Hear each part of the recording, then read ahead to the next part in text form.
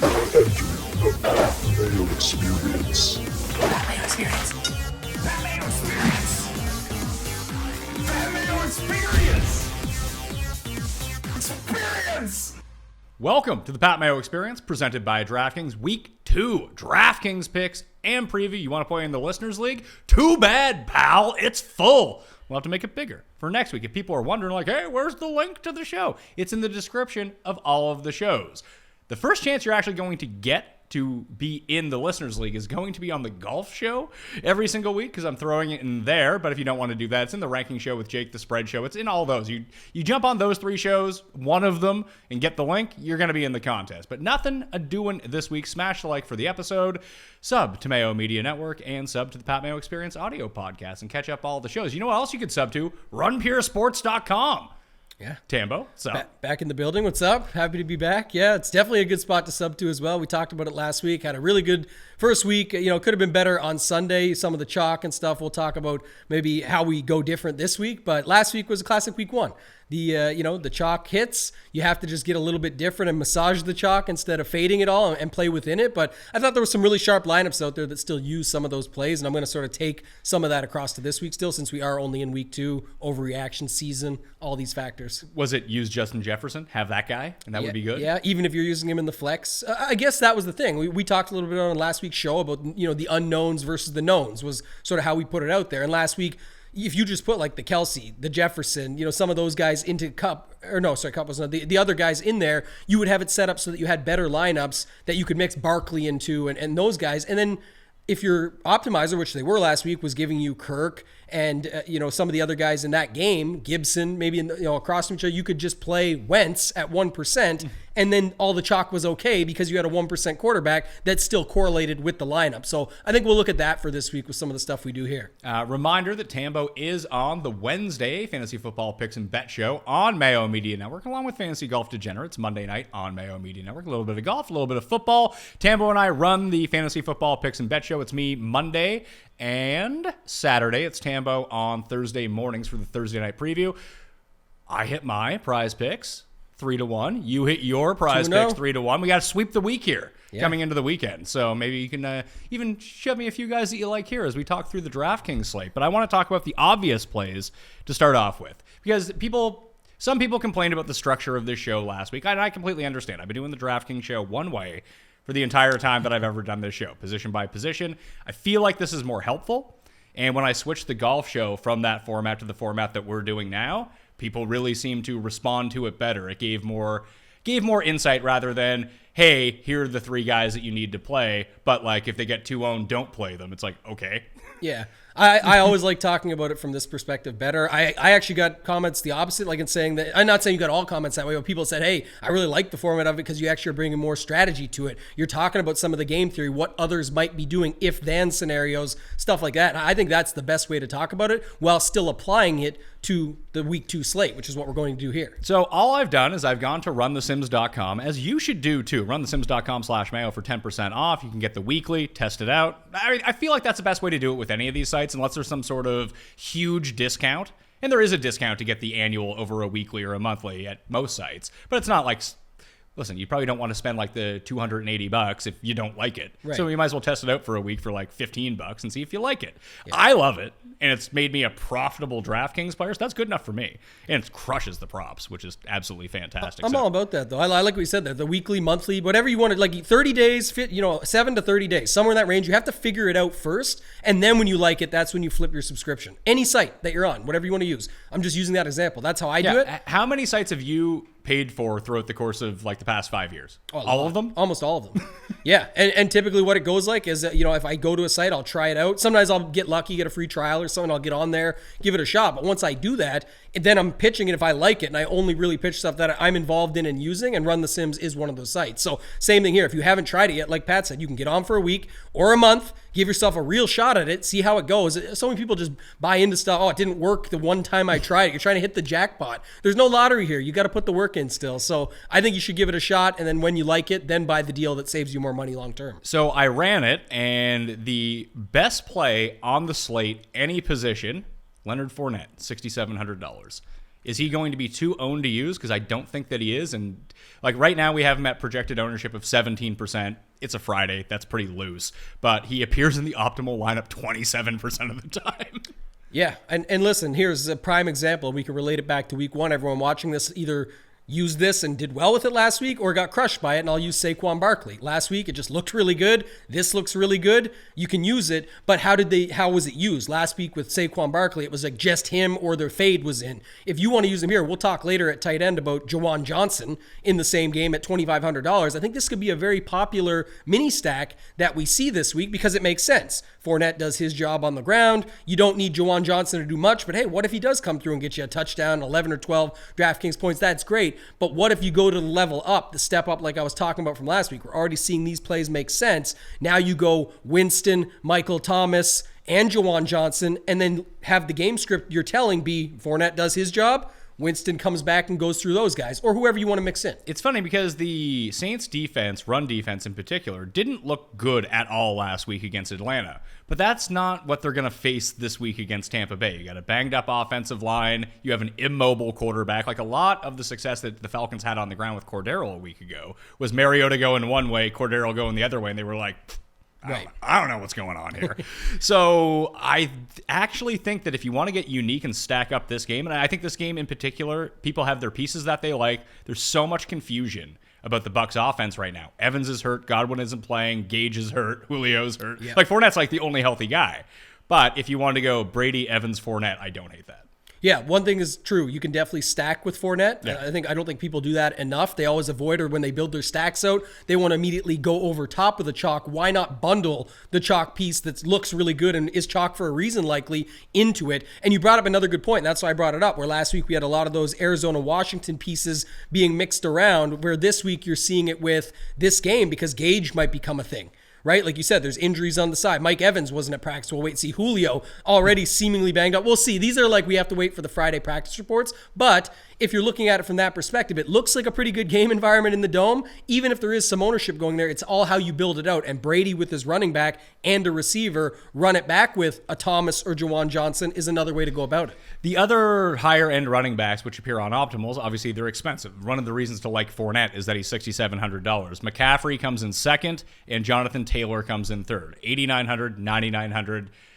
Taylor didn't fail last week, but you did not need him in any of your lineups. But now he's up in price. McCaffrey had a horrible game and still scored like 16 DraftKings points, but he's up in price as well. And they're the only two on this slate. There's no Derrick Henry on this slate to really eat up the very top. How do you think that people are going to go with Taylor and McCaffrey this week as opposed to last week? Yeah, I definitely think McCaffrey still gets more than Taylor. And the big thing about Taylor is he's the same price, $9,900, as Cooper Kupp. Different topic, we'll get there. But I'm saying that's something to think about. And then the other side of it is you have Barkley down there that's just had the good week. We just talked about him. And now he's still only $7,300. So I actually do see more ownership going to him. But up at the top, I think CMC in cash games is still viable at $8,900. People expect him to bounce back. It's just he's still under $9,000. I call it the Best Buy pricing, right? He's not $9,000. He's just $8,900. You can get in there with that 8 in front when you read left to right. So I think it's still McCaffrey over Taylor. One thing too, Pat, I was going to say, I brought this up, but we did it on the golf show. People liked it. The 2v2s that you can bring in, CMC and Kupp. Right? If you played both of those, and there's going to be value plays to be able to mix it, can be Jonathan Taylor and Devontae Adams, another guy that we're going to talk about in Carr and those guys that get brought into it. So that works out to be the same? It's actually, you can actually use it and have $300 left over because Adams is $300 cheaper than CMC. Do you think that Kupp or Adams gets the higher ownership?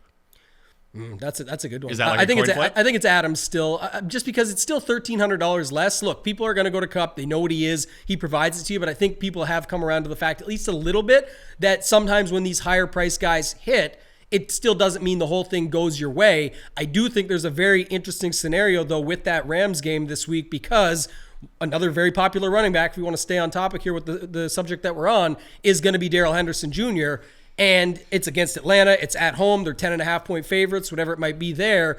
I think that makes it so you see a little bit lower ownership on a guy like Kupp, and just even on that stack in general. If you're going Stafford, Kupp, Allen Robinson, Tyler Higbee, it's still pretty condensed over there to be able to do that. I don't love that game in general. I think that if you want to play that one, it's like probably Kyle Pitts or bust for me, because Henderson is shaping up to be... He and Jeff Wilson, weirdly enough, I think are shaping up to be the two guys that are going to absolutely torch you this week. Like, do you really think that Darrell Henderson's going to have 83% of the snap share again? It's going to be tough. Yeah, I don't know. Like I said, I actually do. I have a little more interest than you in that passing side of the game. I guess this would be one of the things. Another thing that we saw run true last week that I'm trying to bring over to this week is usually the rule is to run it back. If you're going to say this team smashes, run it back. You don't even need to run back. I mean, Pitts is there. Drake London looked okay. Or Cordero. On debut. Cordero. There's options if you want to go there. I'm saying there's also something to be said, especially in the higher dollars, smaller field GPPs on DraftKings, where you may not need to run it back at all, and you could just say like Rams smash. That's a possibility here. Yeah, I had good success last week. I threw, I think, what was it, like 20 lineups into the $5 or the $9. But I mainly just focused on, I was in that King of the Beach qualifier with you. I was up there, and then I went, boo. It happens. Cousins didn't throw enough touchdowns. I had Cousins and Jefferson as my main 1-2. And I also played a Tua one, a Tua triple stack. I needed Tyreek to break one out, and all of a sudden it's like, okay, here we go. Didn't really end up working, but I'm looking at it right now. But just, you don't need to do the bring back in those. You don't even need to do the triple stack in those. Like, you can just do, hey, I like this quarterback with this receiver. That's good enough. Yeah, I think you nailed it there. And the great example that you gave, and we can apply it to this week, was with Tua. Like, I thought Tyreek was fine. What I ended up liking by the end of the week fully was actually I did like Waddle more because I thought about their past history and everyone was making the Tyreek thing become a thing. He did get like 4 deep balls. So I will say this, and Baltimore took some more injuries on this week. Lamar, who I'm tying it all together with the Tua thing, but just to say it, Lamar doesn't look like, we'll see, it's one game overreaction. I don't fully buy him, but he hasn't been running as much. People are saying that maybe he's trying to make sure he stays healthy to get that fully guaranteed contract. I also kind of think that the Jets' run defense is kind of good. Yeah. So if we could see that, like, come across to this week, you said it. You don't need to do all these triple stacks, run it back, make this happen. All that you can, but if you just went this week like Tua with Tyreek, and he does catch that deep bomb this week, and you have Andrews when most are paying down at tight end, done. You can start and you're so different that now you can fill in if you like Henderson or you like Wilson or you have other options that you can use at running back. There is wide receivers that are cheap enough that you can use to fill it out with real volume. So I'm just saying that's where you can get different without going way off the page. So Henderson right now we have projected as 60% rushing share of the Rams offense. That could end up be pretty low, but just to take a look at the projection of the medium projection that pumps out for Henderson, I mean, it puts him at 11th for the week in DraftKings points at 18. Like, that's good. It's 15 carries, 70 yards, close to a touchdown, and through the air, 3 catches for 25 yards. So he's projected for a touchdown in the game and around 95 combined yards on 17 touches. Like, that's a really good play at $5,700. Yeah. I just think that everyone has, it's not that I'm saying play Cam Akers or Cam Akers is great. Probably learned my lesson on that one. But if he's just way more involved this week, I'm not going to be super stunned. Yeah, no, exactly. And that's the point of sort of a little bit of the overreaction stuff. What's the situation that they're in? That's another key point that goes with it perfectly is, I don't know if you noticed this, but last week it felt like every team had a timeshare. Some weeks you're saying like, okay, I want the bell cows, or I want the guys that are going to get the most opportunities. Literally every team was splitting it as many ways as you could possibly imagine. And it just felt that way. That's why I think people are so keen on something like Barkley up here, and why, like you just said with Henderson, it could actually be more risky because not only do they have other running backs, they have pass catchers there that can get involved more often as well. Like, how do they get, if they're going to win or be up 30-0, let's say, something crazy against Atlanta and just smash them, it doesn't mean Darrell Henderson did all the work. So when he's going to come in at 25% ownership or something in that 20 to 25 range, it doesn't mean he's going to be the guy that you actually need in there. And looking at the other running backs, sort of like, I would be comfortable. I don't know if I'm going to do it for, obviously, I'm not going to do it in all my lineups, but Fournette, Antonio Gibson to start. I think those are the 2 best per dollar plays on the slate. Yeah, I like the Fournette side more. The Gibson is definitely in a good spot again, and he looked awesome in game 1. Like, the usage he was getting, just everything you saw from it. So, and you need to get all of your Antonio Gibson out of your system because Brian Robinson's already back at practice. He's already getting back and ready to go. I saw that too. Yeah, I think the one other one that is kind of gross, but I have interest in a little bit is Josh Jacobs, just because he's right there, $100 more than Darrell Henderson, and he also fits with the narrative of what I was saying earlier. This is how, like, the game theory of it is when I talked about the Adams for the Raiders that you can play with Jonathan Taylor, is now you're saying that, like, instead of doing that, you flip to the other side of it with CMC and Kupp. And if Kupp's going to eat up the Darrell Henderson work, you plug in the guy that's also, because you're pivoting off Adams, which is Josh Jacobs on the other side. So you're getting double leverage in the right way, where you're saying it's not going to be Adams, it's going to be Kupp. Therefore, it's not going to be, if it's going to be Kupp and not Henderson, maybe it's going to be Jacobs, and you double leverage the same spot with that 2v2 I was talking about earlier. I don't mind that one. The problem with Jacobs is just the lack of pass catching. That if the game flips a little bit like you don't anticipate it. I mean, I always like having multiple outs. Like the Josh Jacobs script is Raiders up by 10 the entire game. They run the ball 25 times. He gets all the goal line work. Like that's his only path to getting there, really. Yeah, it's true, but I also think on the other side of it is the price works into it. And I'll use the example from last week, what happened with the Cleveland Browns, which we'll talk about. You know, Kareem Hunt gets those touchdowns. Chubb still did his job. He just ends up costing more money. In this case, you've got a spot with Josh Jacobs where he costs less, and it still could be enough. So I don't mind stuff like that. I like going with some of that, especially in these first couple of weeks where teams are sharing the ball around early in the season with the running backs. I even like Chubb again this week at 7,100. I know it's against, like you said, that maybe the Jets are better than we think, but I actually think just the pure volume that Chubb gets could work at 7,100. So he's interesting for me as well. So Jeff Wilson also comes in here in the low $5,000 range at $5,100. He was the hot waiver wire pickup in season-long fantasy football, but we only have him projected at a 30% market share of the rushes. Now, that's not of running back rushes, but Trey Lance, we have it at 25% as well. So it kind of gets eaten up. Jordan Mason's been promoted. Tyrion Davis-Price is going to be promoted. They've come out and said that he's going to be the hot hand. Do you think people will gravitate towards him? Or is it one of these things where by the time Sunday comes along, although the price is really good, too many question marks? But the one thing that we can kind of point to that we've seen with Jeff Wilson under Shanahan is basically gets all the goal line. Even when he's gets 2 touches a game, they're like goal line carries. Yeah, like a more on maybe a touchdown-dependent site. I do agree with you that I think by Sunday people realize, because another guy didn't even mention there that we know of, and he'll come up, is Debo. He's also another guy that's going to get some of that share that you have to give it over to. He could get 8 or 9 carries and take it away no problem. And then Trey Lance, who is getting some steam this week because of that same reason, where people he should, and people are just looking at it, to your point, and saying maybe he's the running back, and we just forget Jeff Wilson. I know some sharper minds last week were talking about this, and it could play out this week where you play Lance with Wilson and the San Francisco defense and just say, but it's like you do a running back defense combination. Yeah, but I feel like now you're investing too much into it. Maybe, but the point would be that their defense is really good. And also, if you have it where those two are just your goal line, the issue is, like you said, there's still other guys behind them, and there's Debo. So I don't love it, but I can see where they're making that they're getting that game theory idea from. So we like Taylor and McCaffrey. They're super expensive. We like Leonard Fournette. He's down at 6,700. So you have all these running backs jammed in the middle of them. They all seem like they're going to be wildly underowned on the main slate. So you have Kamara, Barkley, Mixon, Chubb, and Swift in the $7,000 range,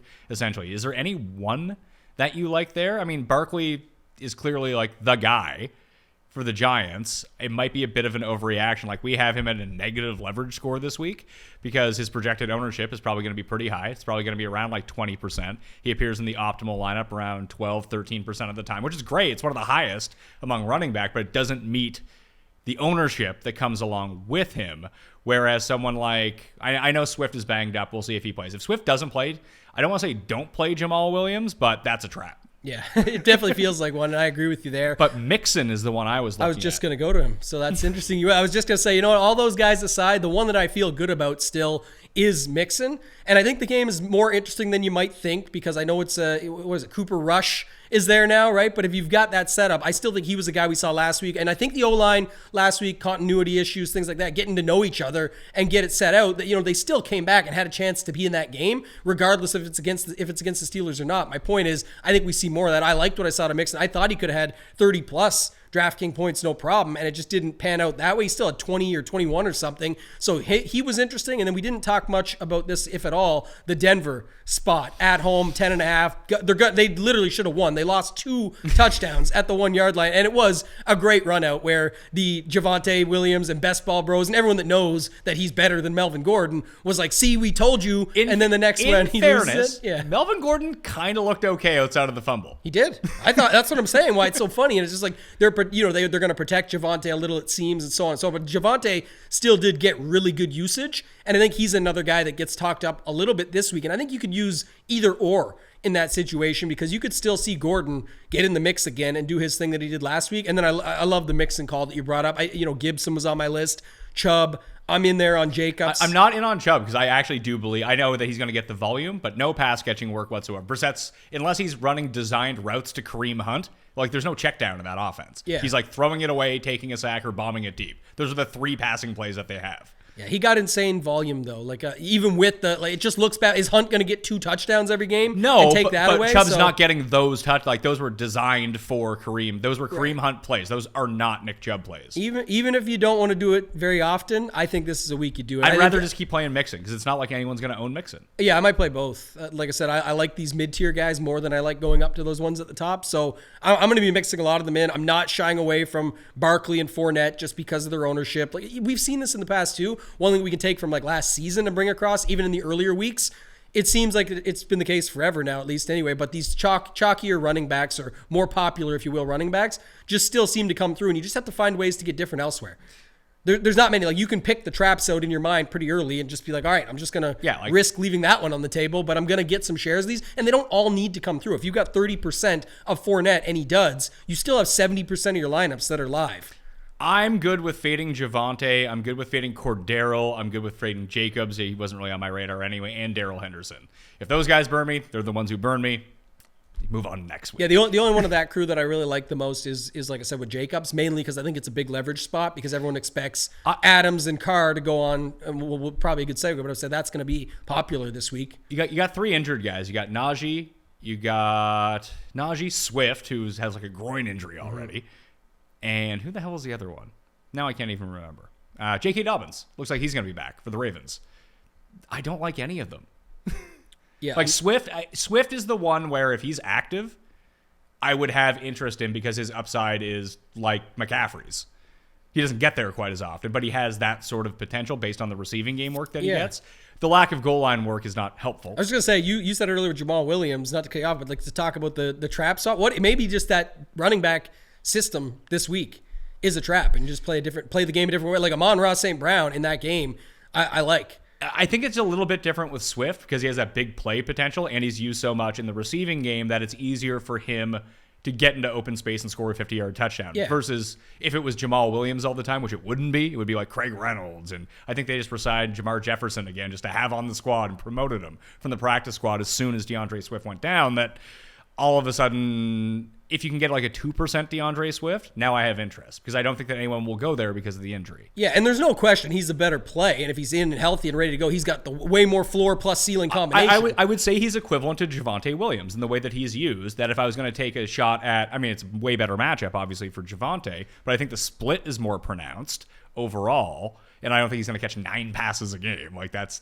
great for my season-long team with Javonte if he wants to rack up all the greasy PPR points that way. But in terms of upside, looking at it, Javonte is going to be like 14, 12% owned, and Swift is 1, 2, 3% owned. Like that's an absolute no-brainer for $300 difference. Yeah, then I'd be more. Then I would definitely be more inclined, and I like that call the way you spread it out there with the ownership mixed in. So yeah, I'm good with that, and that's where I would have interest, like you say, because there's no question he's the one that's the better guy, and I'm not interested in the Jamal Williams, but people are monitoring this situation heavily. Yeah, Jamal Williams is $5,400. I was actually, instead of Jacobs at 58. If you do want to get tricky here, because Henderson's going to garner ownership for sure, I do think that by the time Sunday comes along, Wilson will be a lot lower, but people will end up going to him because he saves you so much money. Mm-hmm. And Rex Burkhead is down there as well at $4,900. I think that he too will garner interest. And again, he played all the snaps anyway when they were winning. We expected Rex Burkhead to play a ton of snaps when they were losing in the game. And they should be losing to Denver this week. Like Denver should have won by like 30 points on Monday night. It was ridiculous. That was my thoughts. But ETN is the one that I'm looking at. He dropped 2 touchdowns last week. And then Robinson came in, stole the touchdown. It's like, oh, well, Robinson's back. Robinson looked great in that game. And that is a pure split.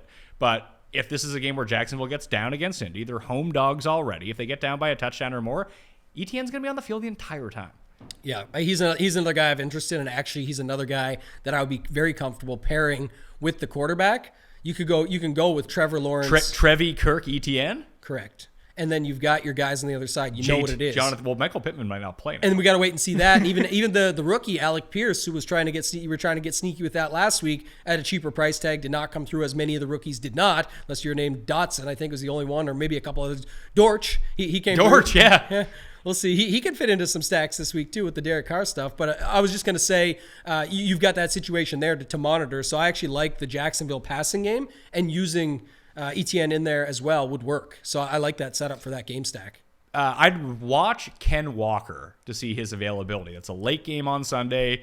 Late swapping onto Rashad Penny if he's out. I don't hate that, but I have no interest in Rashad Penny if Kenneth Walker is active. Like, zero.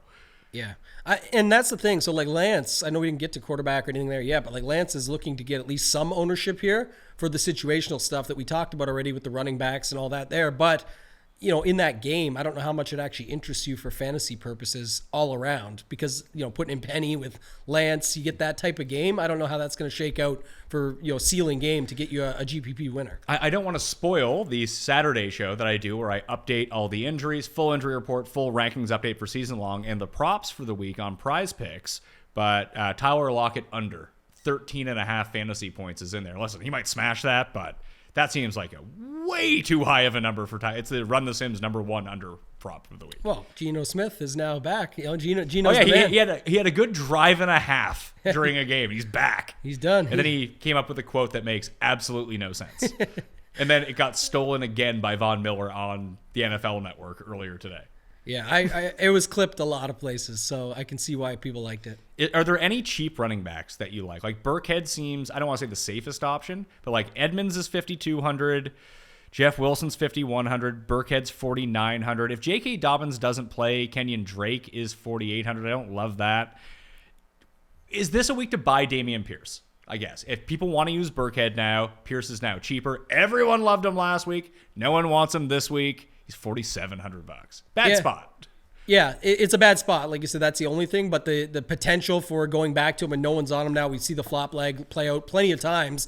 And it does sound like they meant, like the coaching staff and everyone was talking about it, like we really should have got the guy the ball more. We already know that he loves them. So it is interesting, but you know, you're setting yourself up for potential failure, but it's worth a shot in some lineups. He is one of the cheaper guys that I would have no problem with. Not a big Burkhead guy, just because I don't see, even though the point is, yeah, they should be down in that game, et cetera, they could still just go on and use the rookie and see what they got and keep rolling them. Oh, absolutely. So I got no problem with that. In terms of layup plays at running back, sort of like the best plays, I think if we just narrow it down to two, for me, it's Gibson and Fournette. Fournette for sure. Probably Mixon for me. I still like Mixon, and I like them in that game, and I think that game gets you more options for fantasy points, so I like that. I will tell you that the Sims like Antonio Gibson, do not love Antonio Gibson. I just personally like him a lot. Yeah, and you got to make that decision off of last week, right? I don't think it's chasing by any means. You know, he had a pretty good game. I used him a ton last week. Yeah, he was great. If we're really trying to do is project volume at running back, I don't see why he's not included amongst like the elite guys. Yeah, it's like for now. Yeah, Barkley, Mixon. Like, let me ask you, what is safer volume? What is a safer 20 touches in a game if they can get to that? Gibson or Darrell Henderson? Yeah, probably Gibson. Gibson or Cordero Patterson? Gibson. Yeah. The Gibson Henderson, some will argue. I'm just saying the way I see it this week, especially. That could be wrong too. I think that Akers gets more involved, but it seems like Washington's like, man, he ran more routes last week than any week in his career. Yeah. They weren't using McKissick as much as you would expect. I still think he loses his job in 3 weeks, but for now, this is what we got. And that's the thing, everyone from the preseason stuff too, right? There's something about that situation that they didn't like him enough, and obviously the Robinson stuff happened. They have McKissick, all that, but last week was positive. Like, it looked good, so you can go back to him this week, no problem. I like Mixon, Barkley, and then Fournette would be my top 3 in the range right now. So no JT, no CMC? We'll see how it shakes out. I'll have some, but like I'll do something different this week. Like, for example, Cup, I might use in the flex where it's a lot more money. It's not comparable at price, but a lot of people will have Darrell Henderson in the flex with a different roster construction. I'll say, forget Henderson. Let me go to Cup. People aren't paying up for wide receiver. People aren't using wide receiver and flex as much. And now I've still got a piece of the exact same spot. If the other stuff gets there, I'm way more unique than those lineups in the afternoon with big upside too in a guy like Cooper Kupp. Let's talk stacks and receivers. We can probably get to that right now. I'm just looking at the highest leverage receiver. Unsurprisingly, Cooper Kupp for the week. He's just projected the most optimal lineups. After that, it's Devontae Adams, then Deontay Johnson, then Hunter Renfrow, weirdly enough, although I think the Sims are giving him too much credit, or I'm letting 1 week just completely wash over me and be like, oh yeah, he's cooked. They only throw to Adams now. Yeah, which is still, I can't, yeah, exactly. I'm with you on the other side of that. I can't get behind that. Like, to me, what was it, 49% of the target share for Adams? Yeah. Adams is there. He's going to take a big chunk out of a guy like Renfroe, but teams are also going to reflect that and what they do on defense. Not saying Arizona can stop them, but just to say, I think they're going to try and do a lot more, and that leaves a guy like Renfroe open more often. Funny enough, you mentioned the two guys at the top being with a Cup, Adams, even Renfroe mixed there. That was my two quarterbacks at the top, Stafford and Carr. We'll see on the Carr situation. Like I said, I'll probably have to temper. I like the Carr stacks, and I like mixing in a Renfroe, a Wall, or whoever it is. But if you're making Derek Carr stacks and they don't involve Devontae Adams, you're absolutely fucked. Yeah, you're in more trouble for sure, because that would be the point. But like I said, then you have to build accordingly. If you're doing that, I think But you can. Well, yeah, but I'm saying that's my point. I think if you could just trust Dortch, you could definitely. So here's my example: Carr, Renfroe, who we just talked about, or Waller, or both.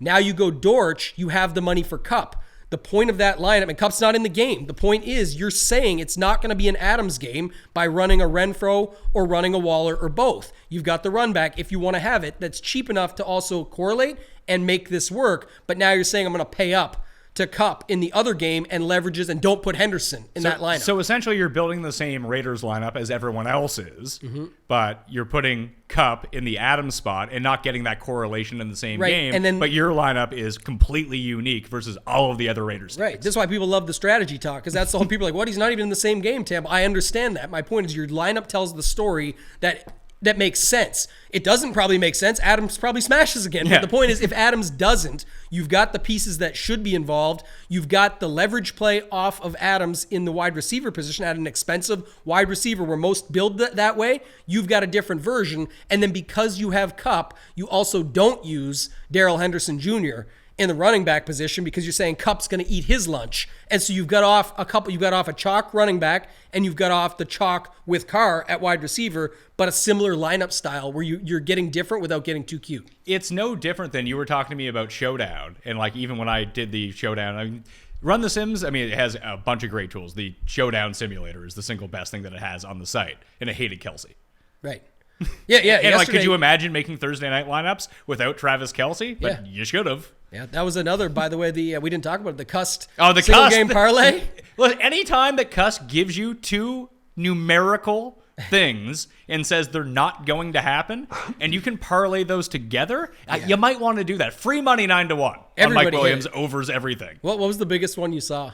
Someone had $100 on the at 10-1. Yeah, was the best screenshot. I had $55 on it. So I had $50 on it, so I like that. But another one I hit was based off Run the Sims on the Kelsey unders, and so I just put under that, and then I also took Mahomes and his passing attempts under, and it worked out to like 6-1 or 5-1, and I had another $50 on that. It was not huge money, but the point is, like, it was just. But you're also testing it out too. Like, I mean, part of it's not like, oh well, here's what it says, $1 million on it, let's go. Right. You want to not necessarily hedge, but like dip your toe in the water. It literally hated Kelsey, and we'd already had the Derwin James stuff that was out there. Like, there was reasons to not like Kelsey. Mahomes has already said, I'm going to spread it around, all that, but that was the point. You got situational stuff like that where you can use that tool not just for DFS, because it's really hard to win a $15 tournament. Someone did it last night for the full $1 million, but did you have Justin Watson at 0.7% on your mind, where he got on for a breather for Hardman getting injured, and goes and gets a touchdown first play? Probably not. So you can use it to make your bets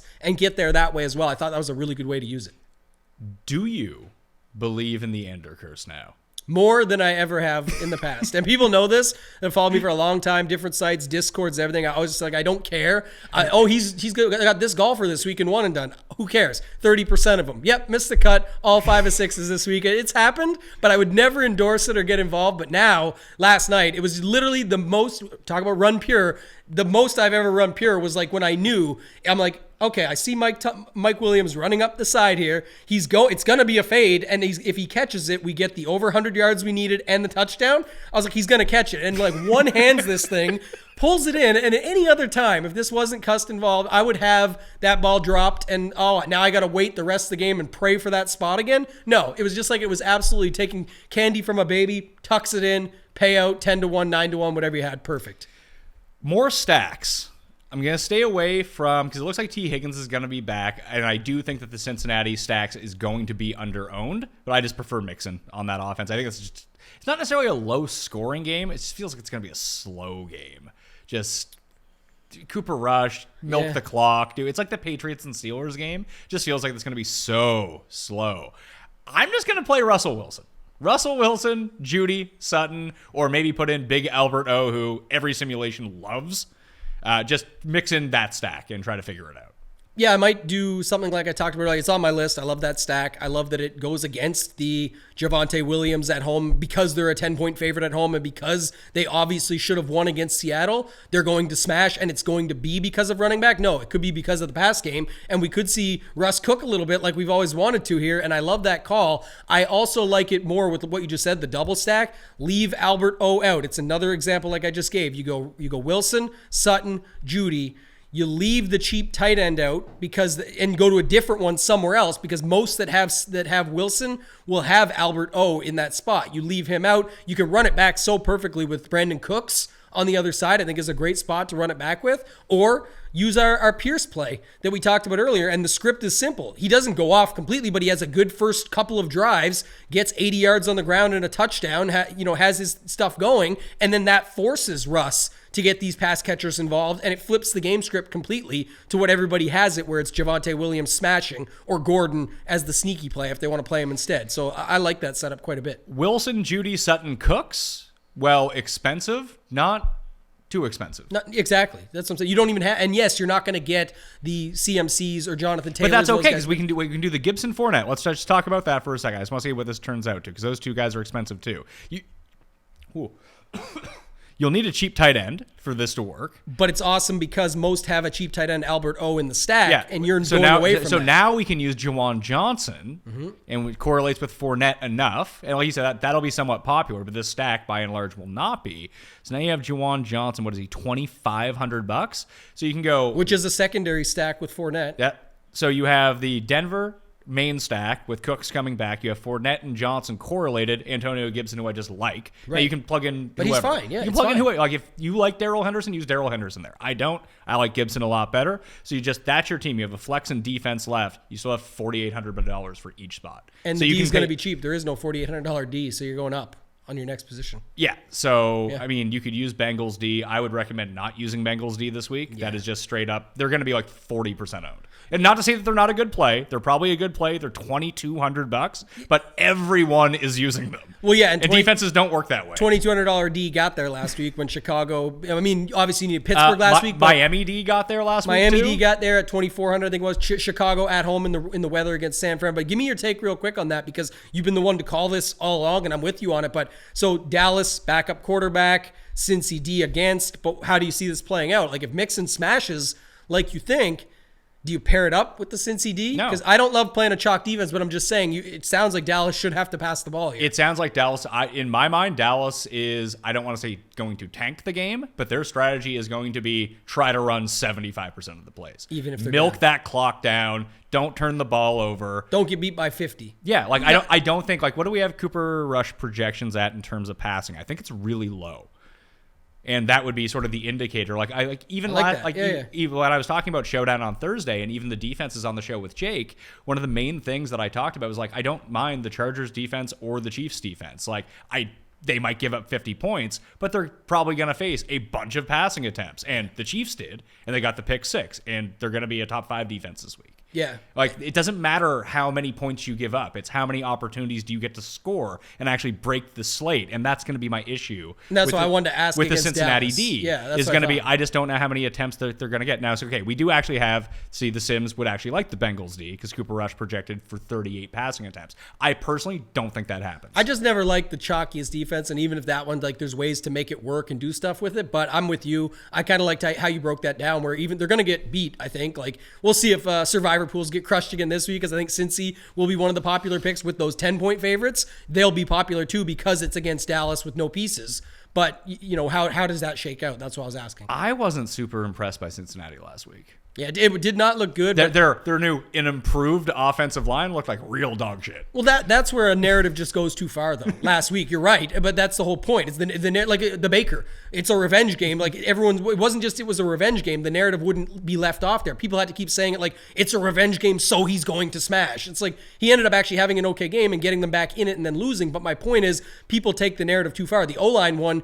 It's a new O-line. It can only go two ways, good or bad. And what if it's not all on point? And it definitely wasn't. They still were in that game, though, so that's where I have trouble seeing Dallas sort of playing catch-up. And I like your take where it's like they'll just try not to lose by 20 points or more. A lot like the Browns-Carolina. I know points were scored in that game, but they just ran. Both teams just ran the entire time. Like they were successful at doing it, but you're not generating fantasy points against the other way. Like people would be loading up on the Browns D. I actually don't hate the Jets D. And staying on the stack, I don't mind that either, by the way. But I was just gonna say, what's the situation with Chase right now? Are you seeing ownership on him? I've got not quite 10% still. So Jamar Chase, just because of where he falls in the salary, where he's not Kupp and he's not Adams, I think is going to be perpetually under-owned every single week as a solo one-off play until he starts being better than Kupp, Jefferson. And he is just as good, and he's cheaper, and he's substantially cheaper. But, like, let's even throw – it's like same as Debo this week. Like, why would anyone use Debo?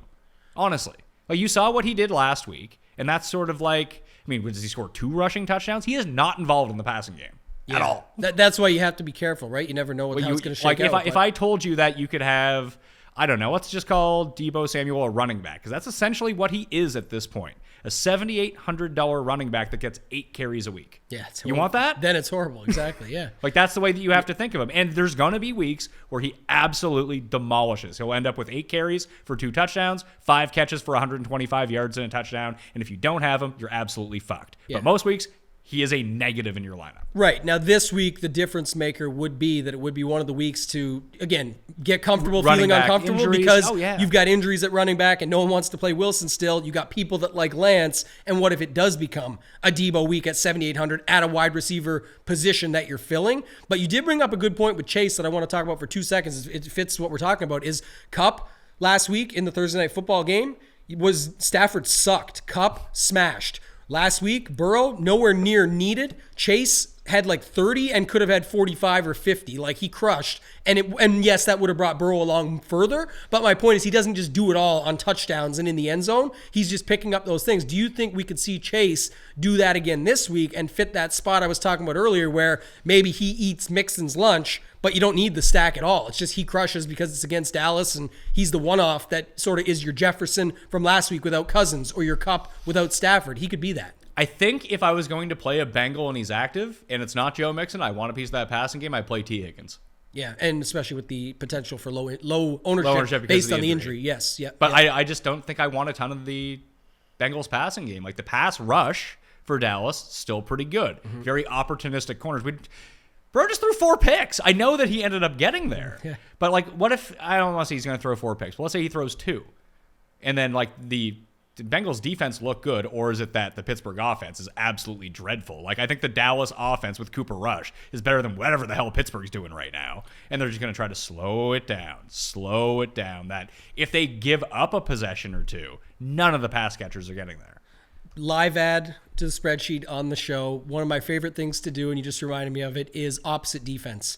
Opposite of the chalk defense. And what's going to happen here? Arizona defense. That's great, but that's one. I'm saying Dallas defense. They're still at home. You just said it. What if the O-line is not improved in week 2 again, too? What if he does chuck? It's like in golf. We talk about this all the time. Oh, the guy gained 4 strokes putting. He's not going to do it in the second day, but he still gains like 2 strokes the next day and still has a great round in showdown, for example. Here, it's the same thing. Maybe Burrow doesn't throw 4 picks again. Highly doubtful. Or highly unlikely that he does. It's doubtful. But he could throw a pick or 2. He could get sacked a bunch still, and everyone's on the Cincy D. You can just play the defense on the other side, and that goes against the Mixon guys that are playing Mixon. It goes against Burrow, Chase, all of them, where you're just saying, look, I'm not interested as much. My lineup doesn't fit them. So especially in a lineup, you're not putting it against them, but I'm saying you could just put Dallas D in there as opposite D. I really do like that. What do you think are going to be the 2 most popular stacks? I think it's going to be Raiders and Rams. Raiders for sure. Jeez, I don't know for the second I think Denver will be relatively popular too, but like you said, more people want to play Javonte. People want to play Javonte and they don't want to stack him, I don't think. That's you could after what we saw last week. You definitely could, yeah. Probably the Rams still, though. I think like people still end up getting there, especially by Sunday, where right now it looks like a little lower owned. That would be the one that I would see steam up a little bit more. And then for cheaper ones, I don't know. Like that's why I asked you earlier. Do you think Atlanta? Yeah, Mariota could be involved. Mariota Pitts Drake, or Mariota Pitts, Mariota Drake. I don't think people like Pitts and Drake enough. I was going to say, what do you think about Lawrence versus Wentz? So Wentz, especially in that Detroit game, they just saw him do it. Is it chasing?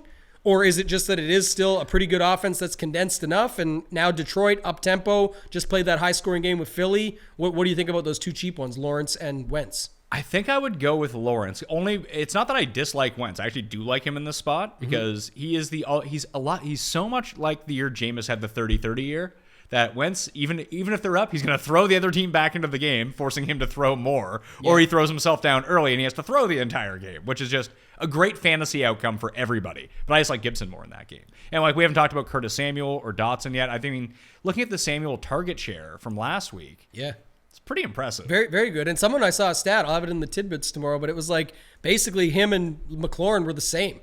And that's crazy when you think about the pricing gap. And people always did like Curtis Samuel. Like he was a thing in Carolina, and it just sort of never quite panned out. But they had a lot of other options there. They had CMC, they had DJ Moore, they had Robbie Anderson, all that stuff in his way. Now it's kind of a spot where you could see it, and they still have Dotson, like you talked about. And what was Gibson's target? 7?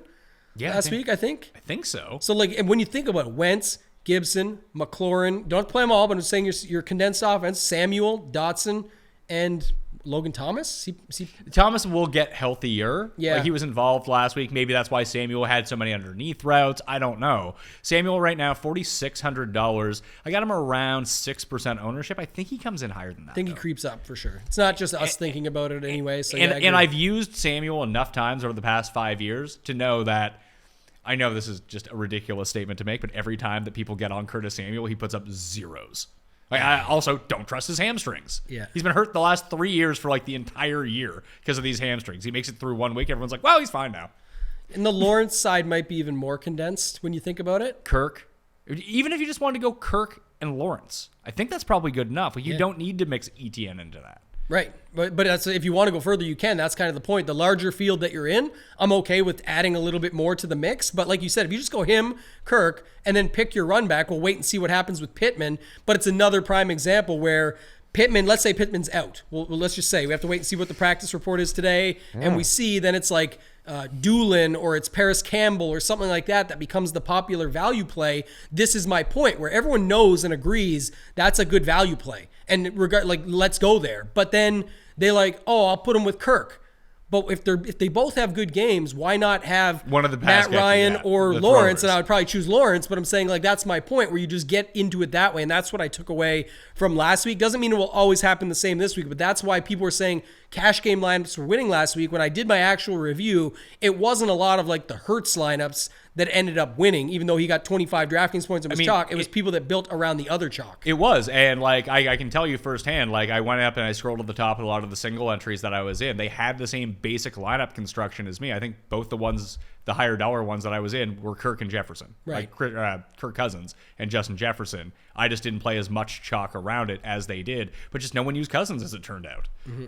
Yeah, no, Look, exactly. that was the thing. That was the thing. He was the one that sort of that Minnesota Green Bay game of last week started to feel like the sneaky, non-sneaky game, but then other people, they flipped near the end and people were like, I'm still avoiding it, but I'll play Jefferson as my one-off and get exposure that way. Which was smart because he was great. And it worked out, and he made sense in those knowns of guys that are going to have big games. You just didn't know. You could put them all together last week. So looking at it, Pittman, 98% of the snaps last week. Now, does Pittman become a really good play if he's active? Because people will just be off of him. Unless he practices. Listen, we're recording this Friday morning. We don't know whether or not he's going to practice on Friday. Yeah. If he doesn't practice on Friday, which is usually a bad sign that he's not going to play, but let's say he's active. I feel like I can burn some money on that. Yeah, he's going to be popular, though. You think so? Yeah, even if, especially if the report today is that he's back at Yeah, practice. but let's say the report today is that he's not back at practice. And then he played? And then he plays. Would definitely be slightly better because he's now going to be, 10 to 12%? No, he'll be lower than that. Maybe even lower. Yeah, that's my point. Versus 15 to 20, which is what I can see happening right now. So what you're looking at is Paris Campbell, 77% of the snaps. Alec Pierce, 51% of the snaps. Ashton Doolin, 35%. Pierce hasn't been at practice yet either, I believe. So, I mean, we'll have to see. Here's the problem with Paris Campbell, and this works into your new I believe in the Anderkirk theory. There's no player that Cuss loves more than Paris Campbell. So if we're sitting here on Sunday, which we will be, live show, 7 p.m. Eastern. I think we're going to try to go right at the end of the games. Last week's was so good, by the way. It's going to be a different show every week. Right. It was good. The snap and everything you guys had going here. Yeah. We had some fun last week. We got Meanie on this week, so it's probably going to be like a less high energy with people yelling at each other. Meanie's good. I mean, he's awesome. Yeah. I mean, that's why we're having Meanie in. He's the best. But it's going to be a different vibe of the show every single week, which is fun, I think, as a recap show. We'll probably talk more football this week rather than absolute nonsense. But completely lost my... Oh, yeah. Paris Campbell. Cuss sees him have one catch. He's taking to Twitter and be like, comeback player of the year, Paris Campbell. He's done it the past 2 years. He's blown out his knee later that day. So we have to get the same game parlay of unders in because he's going to get a catch. And then that's going to happen. So if we can you get advanced on the curse? That's if Pittman is declared out on Friday, he'll be all over Paris Campbell. Then you just want to go under. Yeah. I keep thinking about it out loud to switch it back, though, but it's like the expensive running backs are just not going to be as popular this week because they didn't work out last week fully. And the expensive receivers did, so everyone's going to use the expensive receivers. It just flip-flops, right? And so now when you think about this game, like we said earlier, without being stupid, you can literally just play Jonathan Taylor against the Jags with Lawrence and Christian Kirk, and boom, and Kirk got so many options. He was playing in the slot. He was getting, again, better floor-ceiling combination, and he didn't even really break out huge. I think he can have an even bigger game. So that's an example where you're just not getting stupid, but you're playing a good little mini stack. If you go Lawrence, Taylor, Kirk, you have $4,900 per player left. Yeah, and you have a cheap D, a cheap tight end. You can use There's usable pieces that bump that number up. Once you play that stack, you can play Albert Owananakum or Juwan Johnson all you want. Yeah, or James A. Jones in there too. Oh God. I know, but like it'll be Marv then. Ingram. No.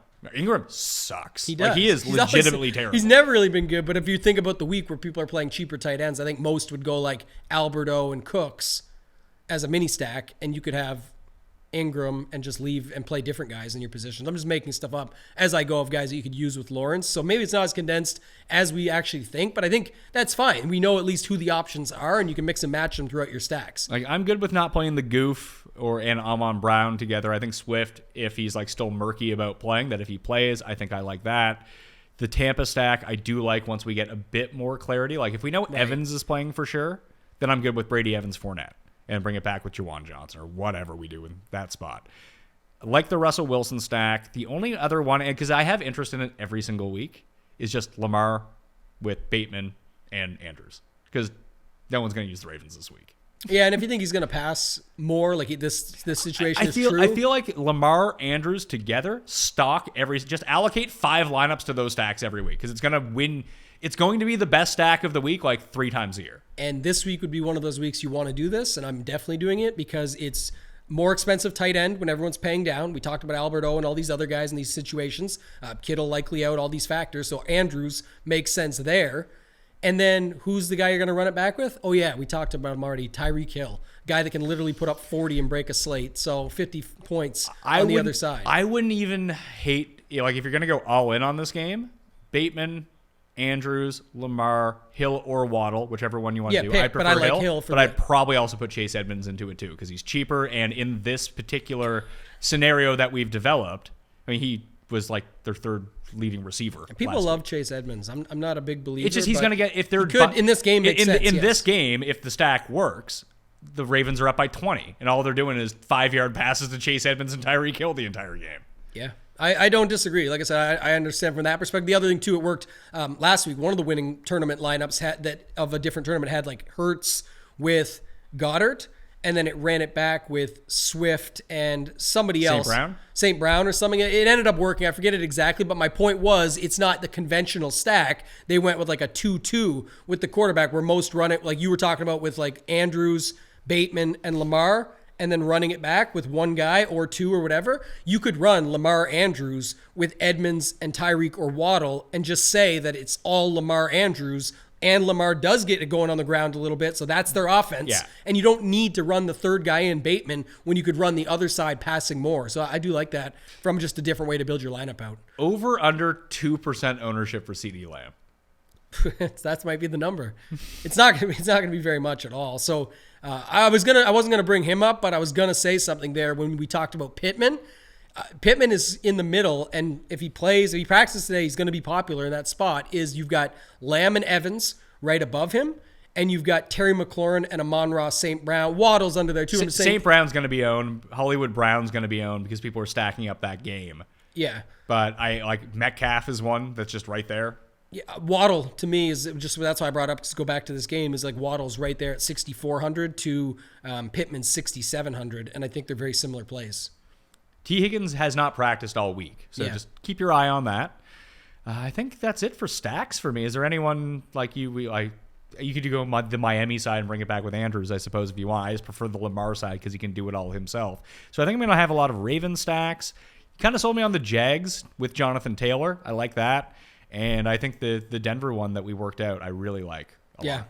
I like that one too. I do like the Tua side. I will say that just to see, because all I'm saying is what that does is gets you more money to build into that. I would still go with Andrews because I still want the play of paying up at tight end and not playing a cheap one. Him with Tyreek and then going with Andrews is all you really need. And if Tyreek breaks the slate, Tua's going to be attached. Maybe he runs one in. I'm not a big believer in Edmonds like I talked about, so maybe it's him taking it away from Mostert and Edmonds at the line, and it ends up being him with Tyreek going off. Andrews the other side. Keep it simple, and then you can start plugging in the chalk as you please because no one's going with that stack. So, or the majority are not, I should say. No one else really. Did you like anything? The last game I was going to ask you about it, tie it to any position you want though, was with the Barkley situation.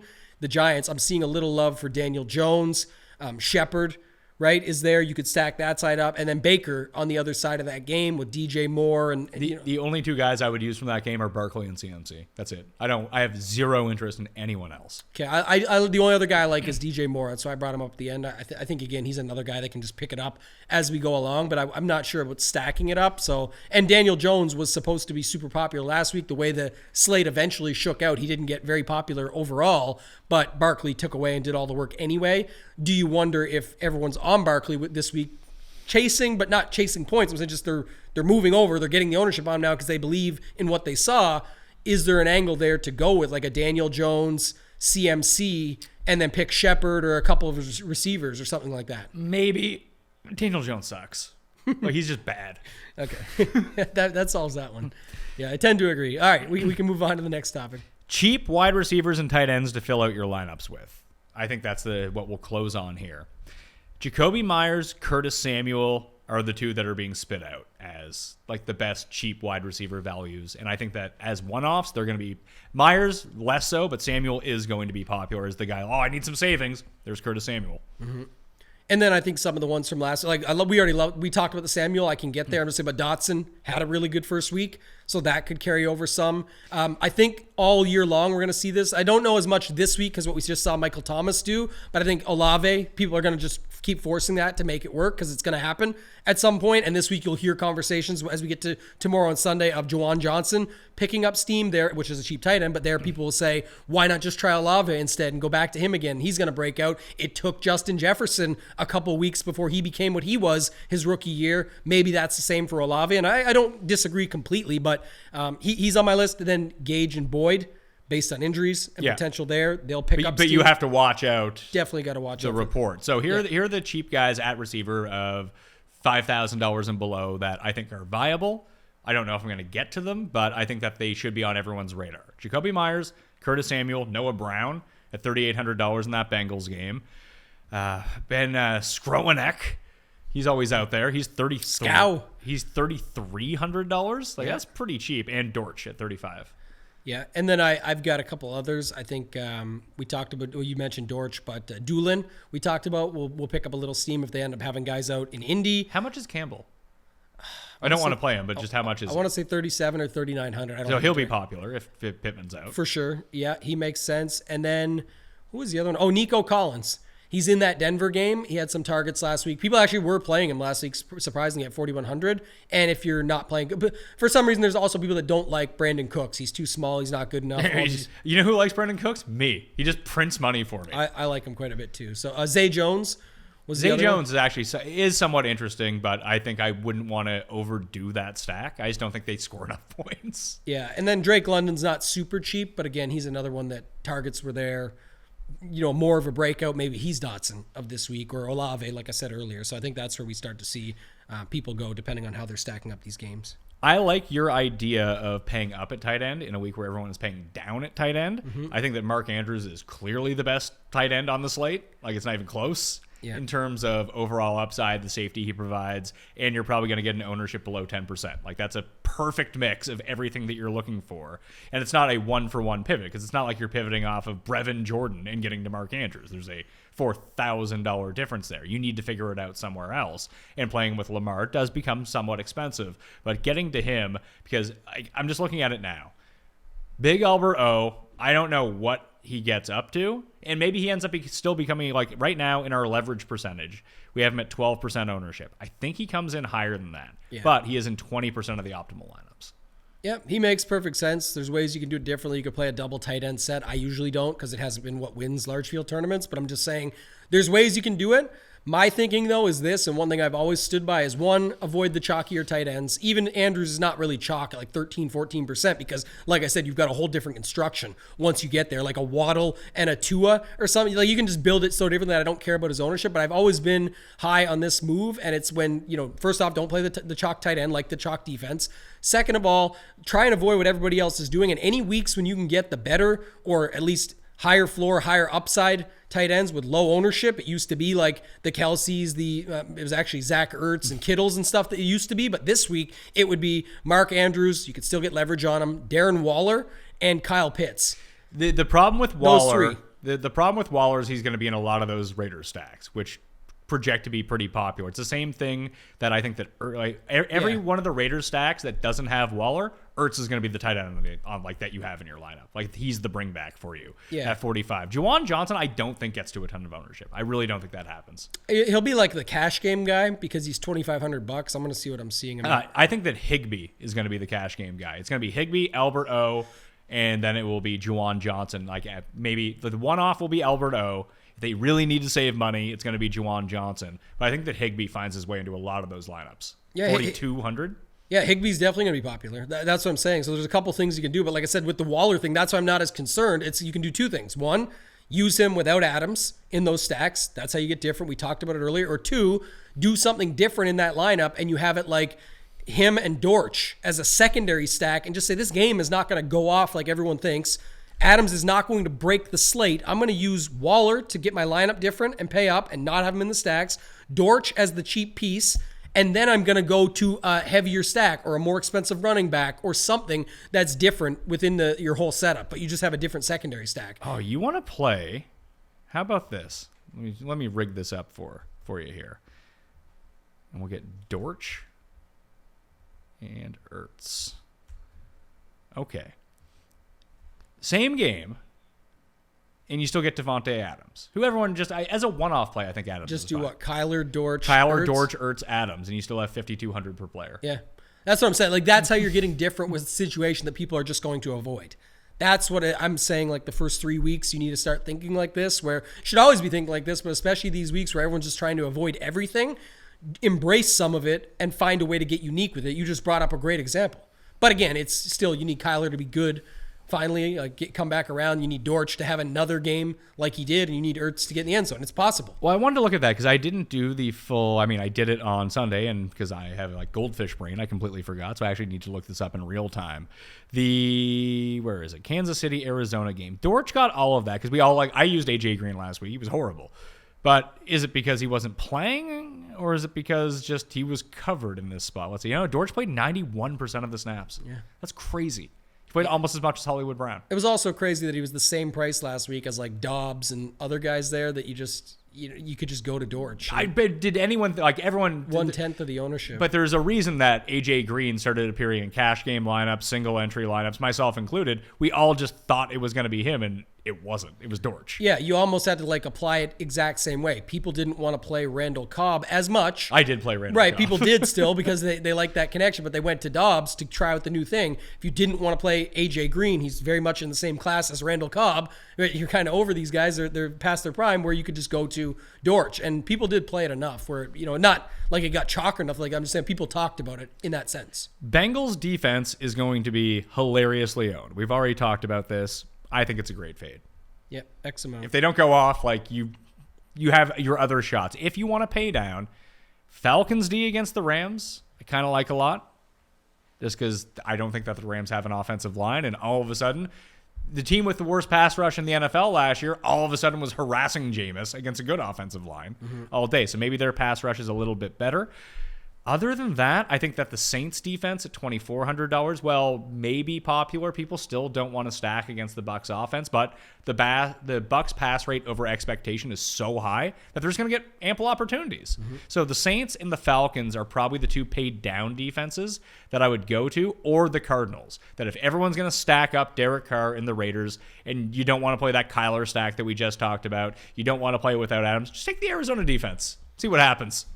Yeah, I don't have any problem with that either. I think that's one you could go to. I like the Dallas call that you brought up earlier, just getting on the other side of that. It's almost like what you just talked about with Atlanta, too, where if you played the Falcons defense, you're going against the chalk in Henderson. You're going against Cooper Kupp. You're going against Stafford. You're just saying if you already don't have that in your lineup, that's why like defense isn't as important for what you click in, but you still want some thought behind it. And if it ends up making game theory sense as well, in this example, it does. You're obviously not playing against that. That's what people land on, like, oh, but that's against the Rams. Well, why do you care? You're saying the Rams aren't going to do shit. You don't have them in your lineup anywhere. Yeah. So why would you care, especially in that build? People get so worried about who they're against, but if you flip your own script, you don't believe in them. You're not playing them in that build. That is 100% correct, and I feel like we talked about this on the strategy show, which you can go find on Mayo Media Network, like the intro to the year. But yeah, if you really think that the Rams are going to win by 40 points, why aren't you using any Rams? Right. If they're and exactly, it's not even just always that of scoring points against your defense, but it's opportunities, and that's the other side of it. Like you're just saying, if they're not going to do anything that you want to happen, that you're willing to put them in your build, especially a single entry or a 3 max, you should have no problem going the other side of that and just plugging that in. Like looking at just running the slate 10,000 times, runthesims.com/Mayo for that 10% discount, weekly, monthly, annual. Try out the weekly, test it out, see how it likes it. See how you like it, I suppose. See how it likes it too with your custom inputs. Yeah. See how that goes. But the Bengals boom rate to smash this week after 10,000 simulations, it's 25%. It's very high. Yeah. It's the highest of any of the defenses per dollar. Yeah. The Falcons, 8%. Do you really think it's going to be you really think that the Falcons will be a third of the Bengals? No, they're going to be like a 10th. 20th of ownership. That's why you want to mix them in. Like I said, I don't think if you want to X out Cincy, you can. I'm Xing out Cincy. Yeah, I see no advantage to playing the Cincinnati defense this week. The only reason I'll say this, because usually it's my auto X, but I'm saying I can cap and get different. My lineups will be built different where people get it twisted where they don't figure that out. Sure, but defenses are the least predictable thing going. They are. But I'm saying, again, it's all how you build it. If I have a Cincy D, it'll have Mixon. Like, it'll be just that they smashed him with Mixon, and then the defense takes over, and Cooper Rush is throwing the ball and making mistakes, and they just get crushed. And you could definitely see that where you see this all the time, too. A lot of people have the D but didn't play Mixon, or have Mixon but avoided the D because they're chalky, and you end up needing both. So I can cap it to be I'm underweight, but people always confuse that with, oh, you're not taking a stance. No, because defense is very unpredictable, and when I am using them, I'm using them in a way that makes sense with the slate and still tells the story that we talked about the other way. Falcons, Saints, main 2 from under $2,500. I'll mix those through. And I think I might just blindly play Arizona a little bit. And then there's no pay up defense I'm like really into. I could see the Panthers. The Panthers are the one at $3,000. Very few people are going to use them. And you know what? They get to play Daniel Jones. Always a good thing. You just said earlier. Here's an exact example that gets overlooked sometimes. You said Daniel Jones just sucks. Automatic thought from you, which is fair.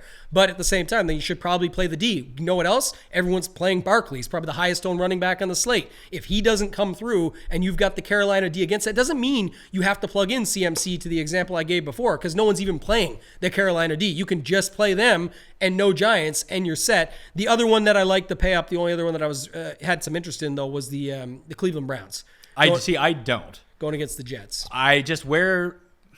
This one becomes difficult because Flacco threw so much last week. That's what I'm saying. But there's no way that can be sustainable, especially against this Browns offense, which is going to be lethargic, run a ton, move the clock.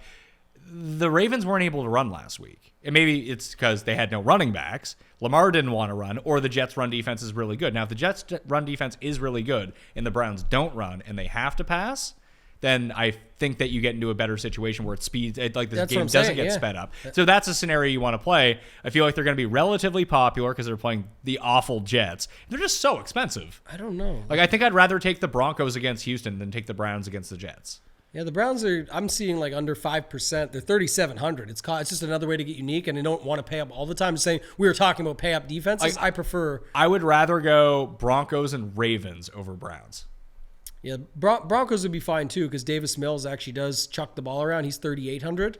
I'm going to stand by it. I still like the Browns. I think what you just described is the perfect reason. It's still Flacco, and I think in both situations he's tossing the ball around and can make mistakes. So I actually don't mind it. I think it could be good. If you just want to blindly go after a quarterback because of passing attempts, which we love to do, here are the highest projected passing attempts on the slate: Brady, Cooper Rush, Trevor Lawrence, Matt Stafford, Derek Carr, Joe Flacco. So, yeah, Flacco's on there. I like the other ones too. I like what you brought up about going against Brady there. What about the other side, going against Winston? I don't hate it, but another way, I was just going to say, the reason I brought it up is the Mixon Cincy version is going to be really popular because of Mixon's popular and Cincy's popular. Kamara and the Saints, you're saying? No, I'm saying Tampa Bay against Winston, which would go with your Fournette chalk that no one's putting together. I don't mind it. The issue with Tampa Bay then becomes, what's their price? Bucks are 3,300. Like, fair in the middle. It's fair. It's just maybe it's because I have very little success with just like random picks of things. I'm good at finding low owned cheap defenses, and it allows me to do more in my lineups that I'm weirdly confident in, like the loser defenses that I pick. And they're good. They still come through. And I think like I said, there's so much merit to using them and all the examples we gave. One thing I will say, and it ties together the other things we talked about, is a lot of what happened in week one gets brought across. And so two things that happened in week one: cheap defense got there. Cincy is that this week. Miami got there last week. And even this week, Miami is looking to pick up a little bit of steam just because they did it last week, maybe again against Lamar. So I think you're seeing the cheaper defenses become a little bit more popular. 33 is kind of a sweet spot right there in the middle. So I don't hate it. And it's another way to get different with your Fournette ownership that you've got and is going to be built in. I can see it. At Toteg and Tambo. Tidbits come out on Saturday. I'll try to include them in the newsletter as long as I don't. I'll try and get them out earlier, but I know how it works in some cases. But I know with football, it's more important to get it like all the information because so much of that stuff that comes out is important as the week goes on. We talked about it today, the injuries and all that. So I really do like putting it out on Saturday. At the PME, for me, what's the discount code at runpuresports.com? Right now, RPS Heater 25 you can use. For or DM me and I'll get you set up proper. So Toe Tag and Tambo on Twitter. Find me. We'll get you set up at runpuresports.com. All right. I discussed the newsletter. It's going to have the updated injury information, which I will continue to update throughout Sunday before lock, just so if you need somewhere to click on to find out what happened, it will all be in there. You don't have to scour the internet. All condensed in one place. Tambo's Tidbits will hopefully be in that as well. Extra info, all the cheat sheets, completely free to sign up. And we always have like promos and giveaways in it as well. So hit the description for that. Smash the like and sub to the channel, audio podcast, and then runthesims.com/mayo will get you 10% off any membership level. Highly recommend that you go check it out if you're playing DraftKings lineups, betting on props, whatever it may be. I will return Saturday with the full injury report, the rankings update, and the prize picks for the week on Mayo Media Network, and you can find the audio on the Fantasy Football Picks and Bets feed. Thank you all for watching. I'm Pat Mayo. I'll see you next time. Mayo experience! Experience!